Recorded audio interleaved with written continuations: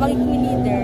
Mas mag-strengthen yung faith ko, lalo na sa panahon ngayon maraming distraction sa mga kabataan na katulad ko.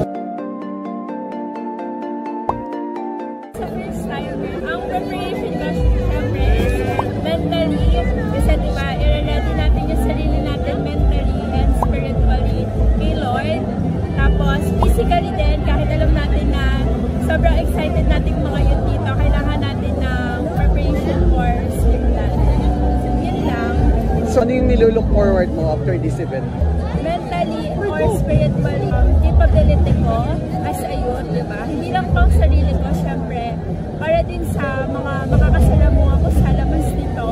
And syempre, sa campus kung saan ako nag-aaral ngayon.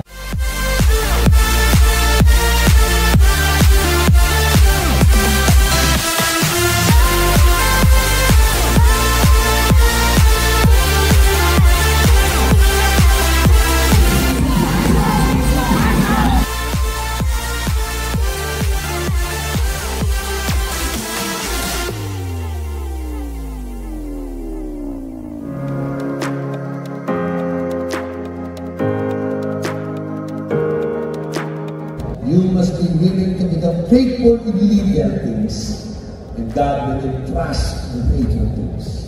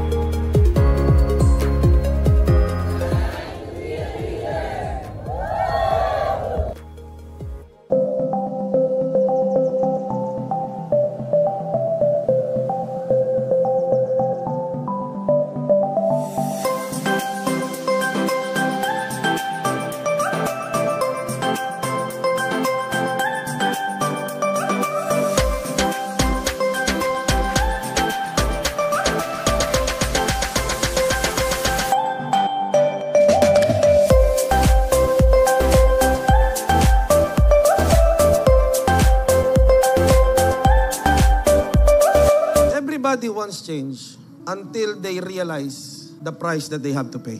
Gusto po ba natin magbago yung ating mga simbahan? Gusto po ba natin makita na ang simbahang Pilipino'y lumalago? Nakakapag-win tayo ng kaluluwa sa Panginoon, maging pag-asa po tayo ng ating bayan sa susunod. Deny yourself, take up your cross daily, and follow me. That is the price we have to pay. That is the reality of Christianity. Sa ngalan ni Kristo Jesus, Holy Spirit, we pray for your fire to burn in the hearts of each and every person in this place. Holy Spirit, revive us, Lord God. Drive us, awaken in Jesus' name.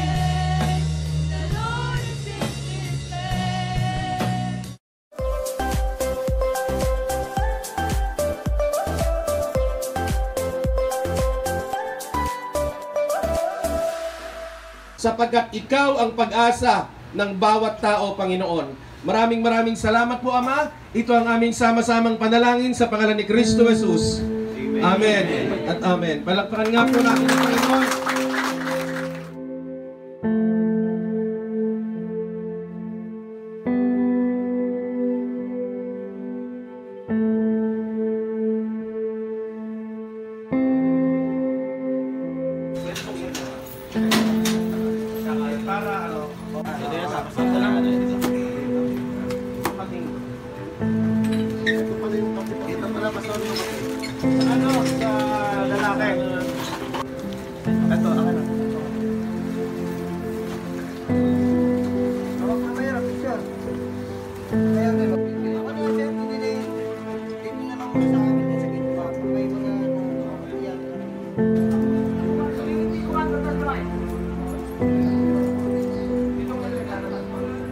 So anong pag-asa natin ngayon?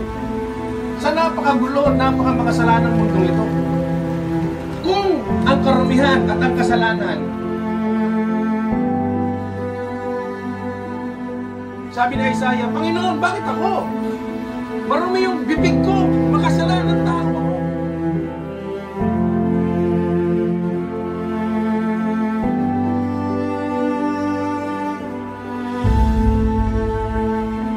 mo alam ang tunay na dahilan, Panginoon, ng lahat, Lord. Ngunit, Panginoon, Ikaw ang higit na nakakakilala sa bawat isa. Dalangin ko, Panginoon, ang pag-asa na nagmumula sa aming Panginoong Hesus, ang hayaan mong tunay na matagpuan ng bawat tao. So, binabago kayo rito sa loob para paglabas nyo, maayos na kayo.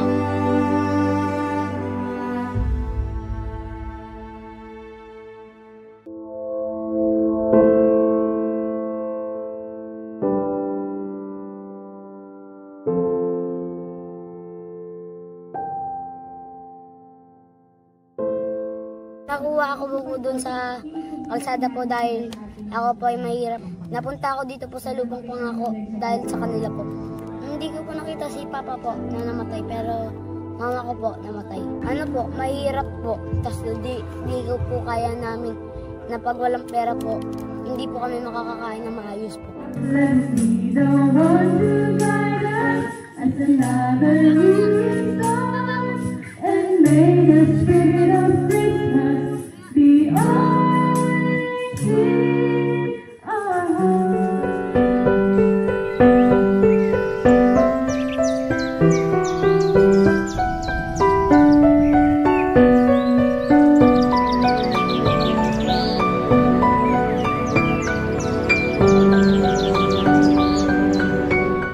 One life is very powerful. Depende lang kung paano mo ipagagamit.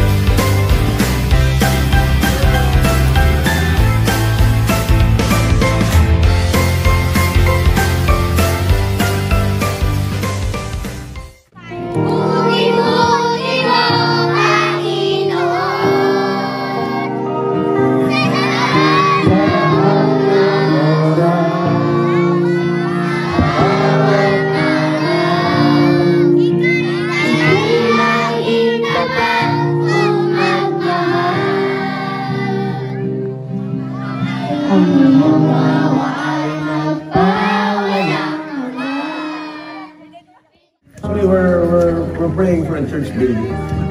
Church lot and church building.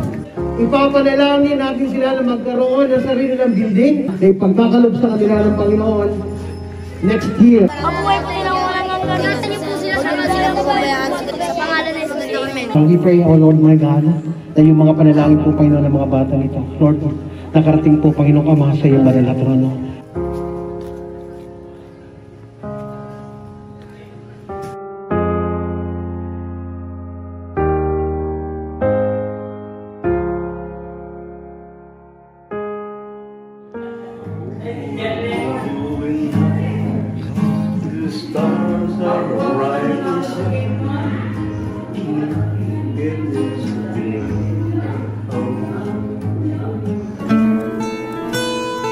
Okay, sisigaw po natin. Merry Christmas. Na malakas ha. Okay? 1, 2, 3. The stars are brightly shining. It is the night our heart hears Savior's birth.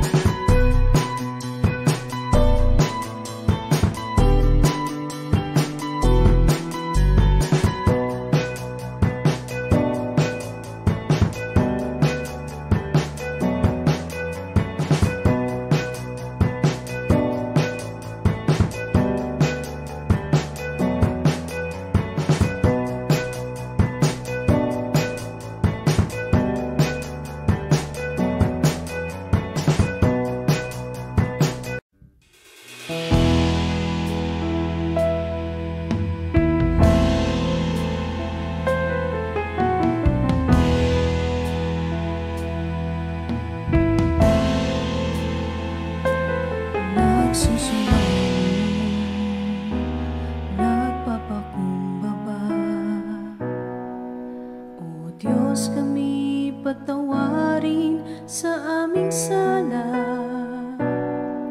sa pagkakabahabahagi, sa pagkakampi-kampi, sa kawalan ng pag-ibig sa isa't isa. Nagsusumamo, nagpapakumbaba, O Diyos, kami patawarin sa aming sala, sa pagkakabahabahagi, sa pagkakampi-kampi, sa kawalan ng pag-ibig sa isa't isa. Pag-isahin mo ang laman ng aming puso,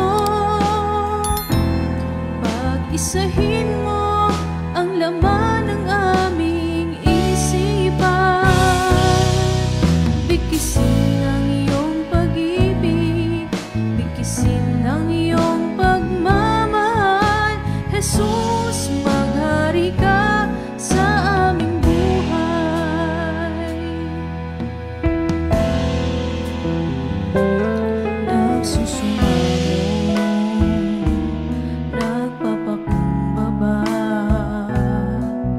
O Diyos, kami patawarin sa aming sala, sa pagkakabahabahagi, sa pagkakampi-kampi, sa kawalan ng pag-ibig sa isa't isa.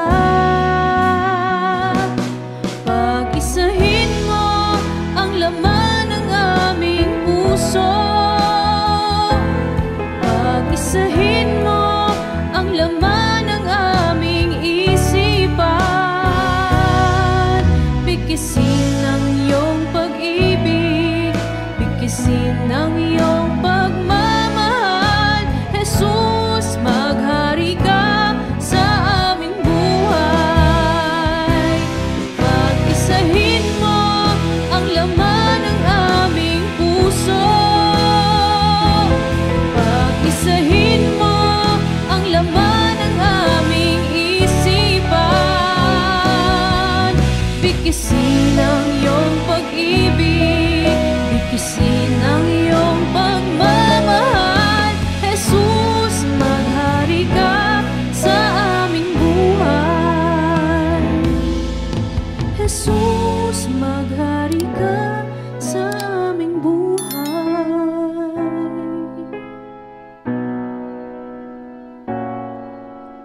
Jesus, maghari ka sa aming buhay.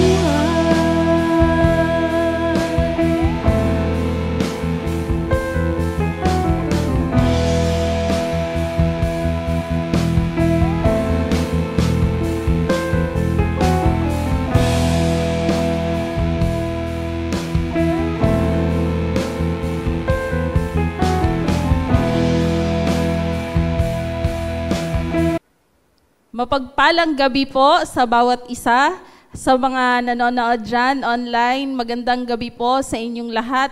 At kung nasaan ka man po ngayon, no, isang mapagpalang gabi po sa iyo, kapatid o kapamilya o katrabaho man. Magandang gabi po. So binabati ko po ang bawat kababaihan dahil itong buwan po na ito ay Women's Month. I salute all the women's who keeps on fighting for what is right in the eyes of God, no? Keep on going, be strong. Ano man ang sitwasyon, fighting. Ayan. So, syempre po, bago ang lahat, bago natin umpisahan itong gawain ng Panginoon, no? Simulan po natin ito sa pananalangin. Sige po, let's pray. We worship you. We honor your name, Lord God. We thank you for this day, Panginoon. Salamat, Lord God, na hinayaan niyo po, Panginoon, na patuloy ka naming makasama, Lord God, marinig ang inyong salita, Panginoon. Lord God, patuloy kang mangusap, Lord God, sa mga oras na to, sa buhay namin, Lord God. At patuloy po, Lord God, na isapuso namin ang inyong mga salita, Lord God. Tulungan niyo po kami, Panginoon, na magkaroon po talaga ng tamang relasyon sa inyo, Lord God. Lord, kayo na po ang bahala, Lord God, sa buong gawain na ito, Panginoon. We ask for your presence, Lord God, to be with us, Lord God, and cleanse us from all unrighteousness, Lord God. Salamat po, Lord God, sa pangalan ni Jesus. Amen and amen. Ayan, so itong pag-aaralan po natin sa gabing ito ay, yun nga, yung theme po kasi natin this month is, women's. Kasi nga, in-adapt natin ito ngayon, kasi itong buwan na to ay Women's Month po. So, yung babanggitin ko po sa inyong pangalan na nasa Bible ay hindi naman talaga siya laging nababanggit. Pero based doon sa nakuha ko sa internet na lang, no? Sa internet, napanood ko, ito po yung mga nalaman ko. So, naging happy naman ako kasi, ang galing ng ginawa ng Lord sa buhay niya. So, ito po, ang sinasabi ko po ay anak po siya ni Laban. No, meron 2 anak si Laban na babae. Ang panganay ay si Leah at si Rachel naman, yung bunsong anak. So, si Leah at si Rachel po, sila yung 2 asawa ni Jacob. So, ang pag-aaralan po natin ay kung sino ba si Leah. No? Ang ganda ng name niya, Leah. Si Leah po ay unloved wife of Jacob. Si Rachel naman, siya naman yung loved na wife ni Jacob. Si Leah naman, very devoted and have faith to God. Si Rachel naman, she stole a wooden statue from her father and she lied na hindi daw siya yung kumuha nung false god ng kanyang tatay. So si Leah, weak and delicate eyes. Si Rachel naman, meron po siyang lovely figure. Sabi nga dito, no, napakaganda ni Rachel. So, ito nga, si Leah naman, she represents spiritual. Si Rachel naman represents worldliness. Based lang po ito sa aking na-search sa internet po at sa napanood ko po. At ang kinaganda dito, sabi dito, Leah, buried next to Abraham, no? Sa generation ay sa nila Abraham, kay Sarah, kay Isaac and Rebecca. 'Di ba? Ang sarap sa pakiramdam na kasama mo itong mga man of God, woman of God na pinili ng Panginoon. Si Rachel naman, inilibing siya doon lang malapit sa Bethlehem. So, ayan po yung, inano ko lang po sa inyo kung sino ba ito si Leah at sino ba ito si Rachel. So, ito nga po, si Leah, meron po siyang 7 anak. Ang dami, di ba? 7 anak. Meron siyang 6 na anak na lalaki at meron siyang 1 anak na babae. Si Rachel naman, meron siyang 2 anak na lalaki, si Joseph at si Benjamin. So ito na nga po, from the lineage of Leah pala, came from our Messiah. Diba? Ang galing. Sa lineage pala ni Leah, doon pala nanggaling ang ating Messiah, si Lord Jesus Christ. At nung namatay na po si Jacob, ito pa ang kinaganda nito. No? Hindi man naging maganda yung ending na ginusto ni Leah para sa kanya at kay Jacob. Pero nung namatay naman si Jacob po, itinabi siya kay Leah. So, ayan nga po. So, nabanggit ko kanina na sa lineage ni Leah galing ang ating Panginoong Jesus. Kasi ito po yun. Di ba from Abraham, ang anak ni Abraham ay si Isaac at ang anak ni Isaac ay si Jacob and Esau. So naging asawa ni Jacob si Leah na ipinanganak naman ni Leah si Judah. At doon naman ang galing yung lahi ni David din. No, makikita po natin yan sa Matthew 1 verses 1 to 6. No? So, yung mga anak ni Leah, doon inanop din po yung 12 tribes of Israel. So, ang text po natin ay makikita sa Genesis 29 verses 16 to 35. Ayan, sige, babasahin po natin. Genesis 29 verses 16 to 35. NIV version po ito. Now Laban had 2 daughters. The name of the older was Leah, and the name of the younger was Rachel. Leah had weak eyes, but Rachel had a lovely figure and was beautiful. Jacob was in love with Rachel and said, I'll work for you 7 years in return for your younger daughter Rachel. Then Laban said, it's better that I give her to you than to some other man. Stay here with me. In verse 20, sabi dito, so Jacob served 7 years to get Rachel. But they seemed like only a few days to him because of his love for her. Then Jacob said to Laban, give me my wife, my time is completed, and I want to make love to her. So Laban brought together all the people of the place and gave a feast. But when evening came, he took his daughter Leah and brought her to Jacob. And Jacob made love to her. So sabi dito sa verse 24, and Laban gave his servant to his daughter as her attendant. When morning came, there was Leah. So Jacob said to Laban, what is this you have done to me? I served you for Rachel, didn't I? Why have you deceived me? Laban replied, it is not our custom here to give the younger daughter in marriage before the older one. Finish this daughter's bridal week, then we will give you the younger one also in return for another 7 years of work. And Jacob did so. He finished the week with Leah, and then Laban gave him his daughter Rachel to be his wife. Laban gave his servant Bilhah to his daughter Rachel as her attendant. Jacob made love to Rachel also, and his love for Rachel was greater than his love for Leah. And he worked for Laban another 7 years.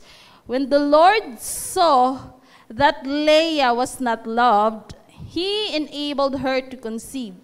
But Rachel remained childless. Leah became pregnant and gave birth to a son. She named him Reuben, for she said, it is because the Lord has seen my misery.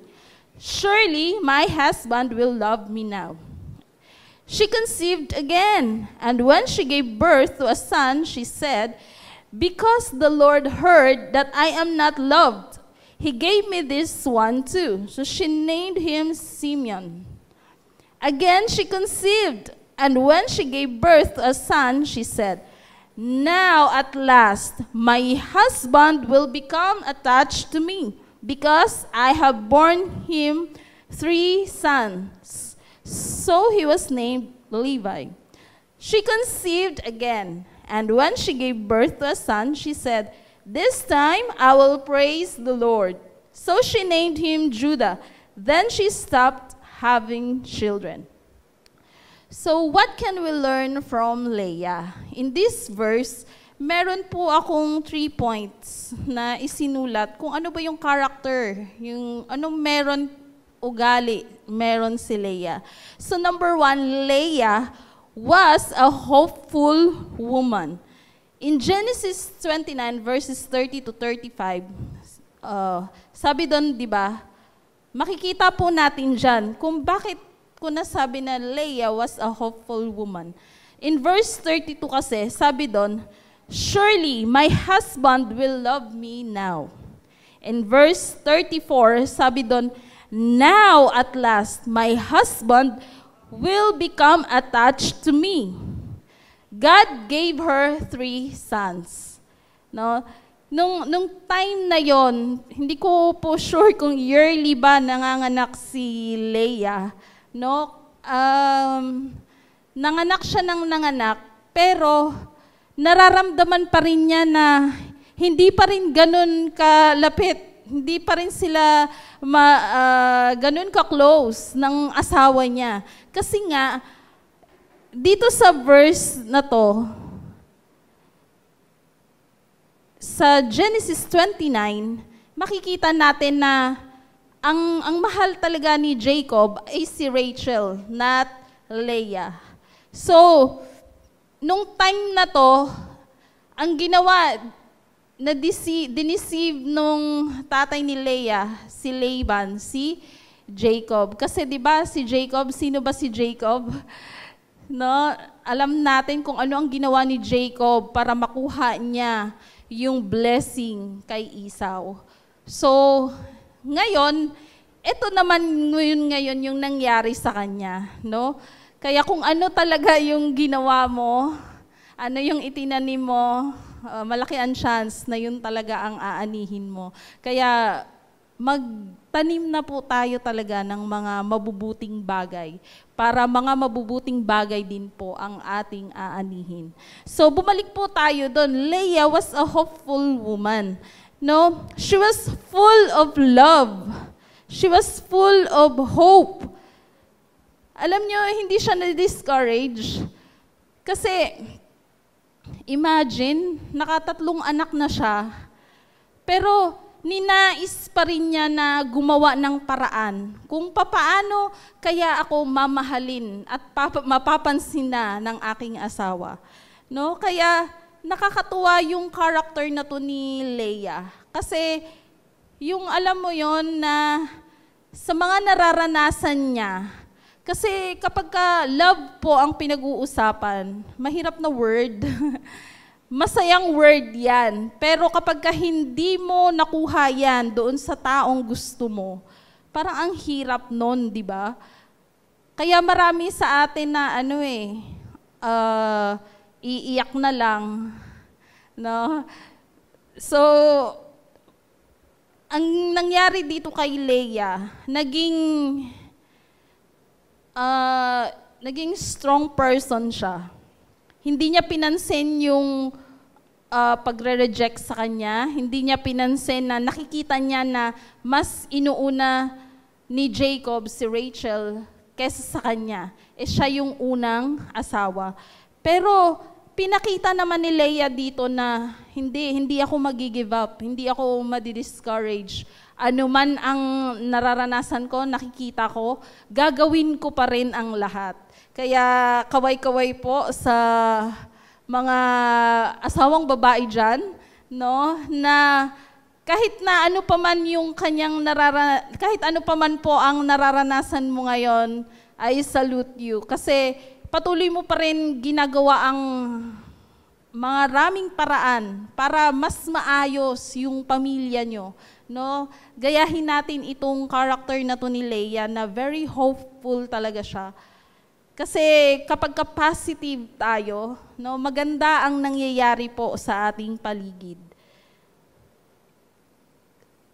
Ayan po. So, makikita din natin dito kung paano po nagkaroon ng paglago ng pananampalataya sa Panginoon si Leah. Kasi alam ni Leah na kahit anuman ang kanyang maranasan, mapapagtagumpayan niya ito. Kasi kasama niya ang Panginoon. Yun ang laging nasa puso't isipan ni Leah. So, sino po dito ang nawawala ng pag-asa? No? Kasi, sino po dito ang hindi nawawala ng pag-asa sa kabila ng kanyang nararanasan, pangit man yan, ang hirap man yan, no? Huwag kang mawala ng pag-asa, kapatid, kasi katulad ni Leah, kasama po natin ang Panginoon. Kaya maging hopeful po tayo sa buhay para kapag na-spread natin yung pagiging hopeful natin, naikakalat din po natin yan sa mga taong nakakasama natin. So sabi nga po sa James 1:2, Consider it pure joy, my brothers, when you encounter trials of many kinds. No? Consider it pure joy. Kasi, alam niyo po, napapagtanto-tanto ko talaga, talagang sa lahat ng mga nararanasan natin, alam ko pong alam niyo rin yan, meron talagang purpose ang Lord eh. Dadating yung araw na magiging joy mo, yung challenges na yon, yung pain na yon, magiging pure joy talaga yon. Kasi nakapagbigay ka ng kalakasan doon sa mga taong nakaranas din nung mga bagay na naranasan mo na. Kaya alam niyo po, salamat sa Lord. Kasi ang Lord, napakabuti niya talaga nakapakabuti talaga ng Lord sa atin. Kasi kapag nakikita talaga ng Lord na tayo ay nanghihina, pinapalakas niya po talaga tayo. Hindi hahayaan ng Panginoon na talagang totally mawala tayo sa Kanya. Talagang sobrang higpit talaga ng kapit ng Panginoon sa atin. So ayan po, in number 2, nakita ko rin po dito na Leah was a fruitful woman. So sabi ko nga po kanina, nung binasa natin, parang hindi ko sure kung yearly ba nanganganak si Leah. No? Binibless siya ng Panginoon. Talagang, sige, this year, ipapanganak mo si Ruben. Next year, papanganak mo si Simeon. Next year, ipapanganak mo si Levi naman. Grabe, no? Talagang ginamit na instrumento ng Lord itong mga anak niya na ito para, alam mo yon, para ito ay maging kalakasan niya. Kasi nakikita ng Lord na hindi nararamdaman ni Leah na mahal siya ng kanyang asawa na si Jacob. At ang gusto ng Panginoon na iparanas kay Leah na, andito ako anak. Kahit sino ka man, ano ka man, palaging andito ako para mahalin ka. Yun ang pinaparamdam po ng Panginoon sa atin. Kaya kasi minsan, di ba, ganun yung nararamdaman natin. Hindi ako gusto nitong tao na to. Hindi niya ako type na makasama. Ayaw makipag-usap sa akin ng tao na to. Huwag po tayong mag-isip ng mga ganyang bagay. Kasi alam niyo po, palagi natin titingnan nga na palagi talaga may purpose po ang Lord. So ayan nga po, God wants Leah to feel that she is loved by God. So, alam niyo po, alam naman po nating lahat na nakikita po ng Lord yung pain natin, yung nasasaktan tayo, ano man yung sitwasyon na meron tayo, alam po natin na nakikita yan ng Lord. At alam yan ng Lord kung ano man ang pinagdadaanan mo. Alam niyo po, gagamitin din yan ng Lord para ma-appreciate talaga natin yung ibibigay na blessing ng Lord. No, yung bunga na yan. Magiging fruitful din tayo in time. Kasi, di ba minsan, mapapatanong tayo na, Lord, ginawa ko yung best ko. Ginawa ko na yung 100% ko. Ginawa ko na ang lahat. Pero, ba't wala pa ring bunga doon sa mga bagay na ginagawa ko para sa cell group ko, para sa ministry na pinagkatiwala mo? Wait ka lang. Kasi palaging sinasabi nga natin yung perfect timing, yung perfect time talaga ng Lord. Yun talaga yung best time na marireceive mo yung blessing ng Lord. Kasi ma-appreciate mo talaga ng bonggam-bongga kapag natanggap mo yung blessing na yon na inaasam-asam mo pero hinigitan pa ng Lord. 'Di ba? Kaya overjoyed talaga. So, ayan po. In number 3, Leah was a praiseful woman. In Genesis 29:32 to 35, makikita po natin dyan na bukang bibig niya si Lord.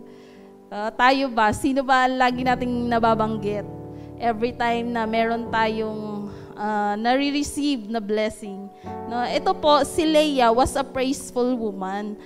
Bukang bibig niya si Lord. No? Makikita natin dito sa verse 35.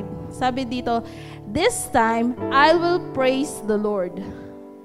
Yun po yung meaning ng Judah. No, despite na kung ano man ang nararanasan ko ngayon, I will still praise God. So, meron lang po akong ita-testimony sa inyo. Di ba ako po ay may 2 anak, Jedi and Judah. Actually, doon ko po kinuha talaga yung name ni Judah. Kasi po, dumating yung time na shaky talaga yung relasyon namin mag-asawa. Very shaky talaga. I think 0.01% na lang yung chance, no, na maging okay kami. Kasi may nalaman ako sa kanya, may nalaman siya sa akin, na so we decided na parang eto na lang ang gagawin natin, no. Tayo ay mag-separate ways. So ako po ay ipinagbubuntis ko po nun si Judah, 9 months na, kabuwanan ko na, no. So nung lumabas po si Judah ay nung 9 months na yon, at yun nga, shaky na yung relasyon namin. Parang feeling ko nagkaroon ako ng anxiety and depression. Kasi yun daw yung nararamdaman ng mga taong laging umiiyak, hindi na nakakatulog. Kasi naranasan ko po yun. Yung alam mo yun na magigising ka na lang madaling araw na mapapatanong ka, ano na nangyari? Iiyak ka na lang ng hindi tumitigil yung luha mo. Pero nung napunta po ako doon sa verse na yon ni Leah, na yung ipinanganak niya nga si Judah, na kahit ano pa man ang mangyari, I will still praise God. Na nagpapasalamat talaga ako sa Lord. Kasi dinala niya ako sa verse na yon. At yun po ang ginamit ng Lord para lumakas ulit yung aking kalooban. Siyempre, unang-una, yung kalooban mo, pinapalakas ng Lord talaga yan.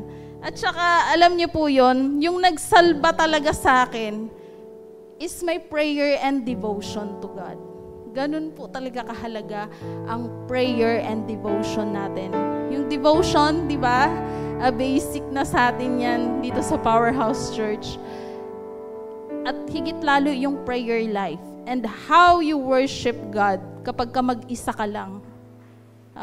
Dapat maranasan po natin yan, yung grabe talagang pagpupuri sa Lord. Kasi totoo naman talaga po na kapag ka meron tayong problema, ibang level talaga yung pag-worship natin sa Lord. Ibang level yung pag-iyak mo, ibang level yung paglapit mo sa Lord. Kapag ka meron kang nararanasan na kakaiba, no, parang wala na tong chance na maging okay. Kaya grabe ang paglapit mo ngayon sa Lord. Pero alam niyo po, nagpapasalamat ako sa Lord kasi ang gusto ng Lord lang din talaga ay mas lalong maging intimate yung relasyon natin sa Kanya. Kaya nung nabasa ko po yung verse na yon, sabi ko, ang ipapangalan ko dito sa baby na to ay Judah. Kaya sabi ko kay pastor, ay nabanggit ko na tuloy, no? Sabi ko dun sa asawa ko, dahil ikaw naman ang nagpangalan ng Jedi, ako naman ang magpapangalan ng Judah.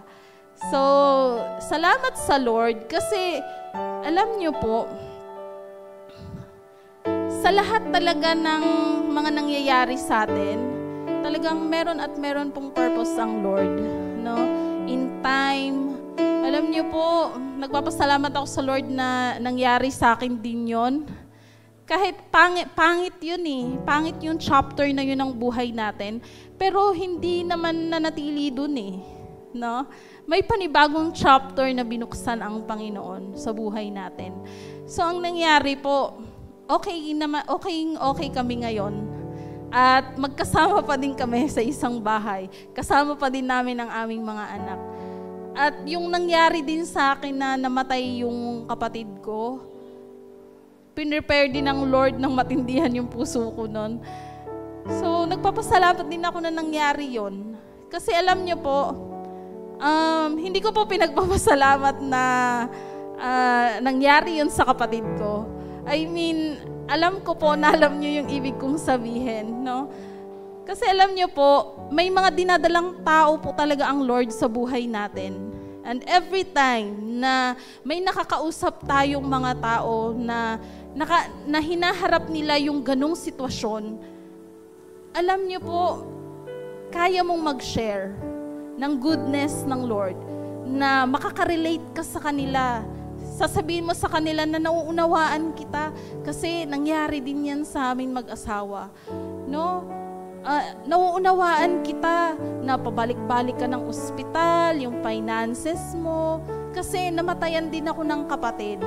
Kaya alam niyo po yun, sobrang napakabuti po talaga ng Panginoon sa buhay natin. Talagang yun ang gusto ng Lord na palakasin tayo, makita ng mga tao yung goodness na ginagawa niya sa buhay natin para ma-share po talaga natin ito doon sa mga taong nangangailangan talaga ng Panginoon sa buhay nila. Kasi ang Lord lang po talaga eh. Si Lord lang po talaga yung makakapagbigay sa atin ng joy, ng kalakasan na kailangan natin, na magpapatibay sa loob natin, sa kalooban natin, sa puso't isipan natin, na magtagumpay doon sa mga problema na yon na kinakaharap natin. So ayun nga po, bumangon po tayo, magpakatatag tayo, hindi dahil sa naiisip mo na, magre-revenge ako, kaya tatayo ako, ipapakita ko sa kanila na masaya ako. Pero iba naman yun nasa puso mo, hindi naman po ganon. No? Pero alam niyo po yun, tumayo ka ulit, bumangon ka ulit, kasi you want to inspire people. Gusto mong i-share yung, tingnan mo, nalampasan ko yon. Last year, nangyari sa akin yan. Nagkasakit ako, nagkaproblema ako sa family ko, o sa relationship sa asawa, sa kapatid, sa churchmate, o sa kung ano pa man ang nararanasan natin sa business man yan, bumagsak ka sa, nag-aral ka, tapos may naibagsak kang grades. Alam niyo po, tumayo ka ulit, bumangon ka ulit, no? Magpakatatag ka ulit, ayusin mo pa, mas ayusin mo pa. Kasi gusto mong ma-inspire itong mga tao na to, yung mga taong nakakilala sa'yo, nakapalibot sa'yo, yung mga dadalhin pa ng Lord na mga tao sa buhay mo. You want to inspire them. No, you want na malaman nila kung paano ba talaga kumikilos ang Lord sa buhay mo. Kaya po, kaya sinasabi talaga na ikaw yung maging bibig, ikaw yung maging kamay, ikaw yung maging paako dito sa sanlibutan na to.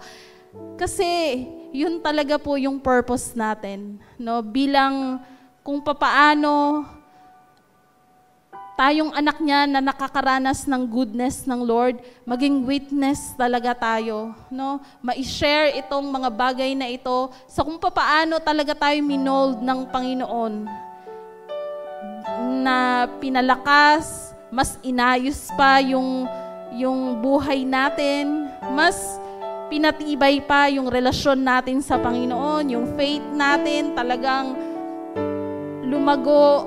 Kasi ayaw ng Lord na hanggang dito lang yung faith natin, no?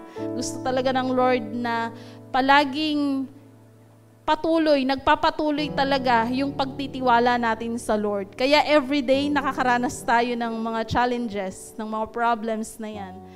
Or minsan ng joy, no? Kasi ayaw ng Lord na everyday hindi ka lumalapit sa Kanya. Kaya ganun kahalaga po yung prayer and devotion talaga.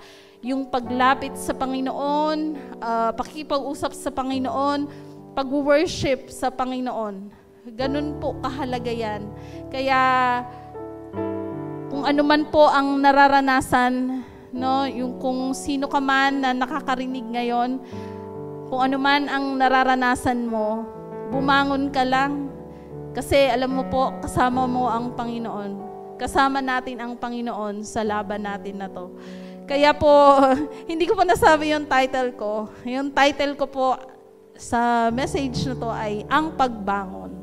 Kasi nakita ko po talaga dito si Leah na ano man yung hinarap niya, ano man yung naranasan niya sa buhay niya, ipinakita niya na gaano siya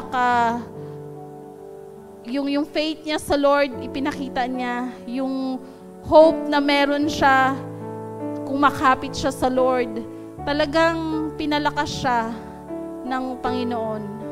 Nabasa ko nga, no, siya ang the humble mother of all Israelites. Pero nabasa ko lang po yun sa internet, ha. So kung gusto niyo pong malaman pa yung life ni Leah, pwede po kayong mag-search ng inyo na. Kasi maganda talaga. Magaganda po yung mga nababasa ko about Leah. Ang ganda pala ng kung papaano si Leah iminold ng Panginoon din. No? Maganda pala ang kanyang mga character. Kasi tayo, yung nababasa lang natin about kila Ruth, no? About kay Mary, yung mga lagi na natin na babanggit. Pero meron din palang magandang character si Leah. Kaya ito lang po, dito po ako magtatapos, no?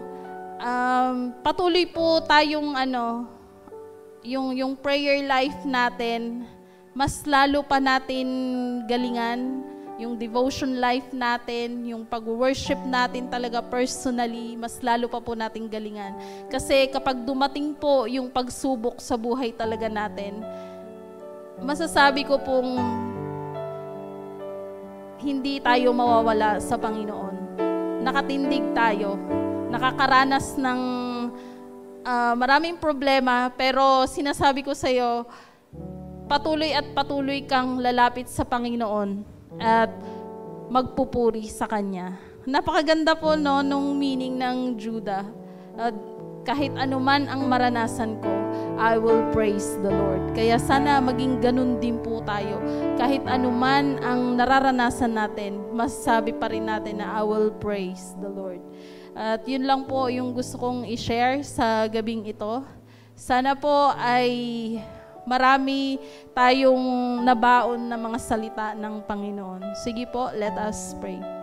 We worship you, we honor your name, Lord God. We give you glory, we give you honor, Lord God. Salamat, Panginoon, sa inyong mga salita na patuloy na nagre-remind sa amin, Lord God, na kung paano po, Lord God, kami dapat lumapit sa inyo, Panginoon. Salamat po, Lord God, at hayaan niyo po, Lord God, na patuloy ayusin, Lord God, yung buhay namin, yung relasyon namin sa inyo, Panginoon. At Lord God, patuloy pagpalain niyo po ang lahat ng kababaihan, Panginoon. Alam niyo po at nakikita niyo po ang sitwasyon ng bawat isa, higit lalo dito sa Powerhouse Church, Lord God. Lord, I pray, Lord God, na Lord, give them the strength that they need, Lord God. At patuloy maranasan nila ang pagmamahal na nagmumula sa inyo, Panginoon. Maging po, Lord God, sa bawat pamilya na nakikinig ngayong gabing ito, Panginoon. Lord God, I pray na kayo po ang mag-provide ng kanilang pangangailangan, Panginoon. At kayo rin po, Panginoon, ang patuloy, Lord God, maging sentro ng bawat pamilya po, Lord God. Higit lalo sa mga taong nakarinig po ngayon, Lord God. We pray, Lord God, for salvation, Lord God, na maranasan po ng bawat isa, Lord God. Salamat po sa pangalan ni Jesus. Amen.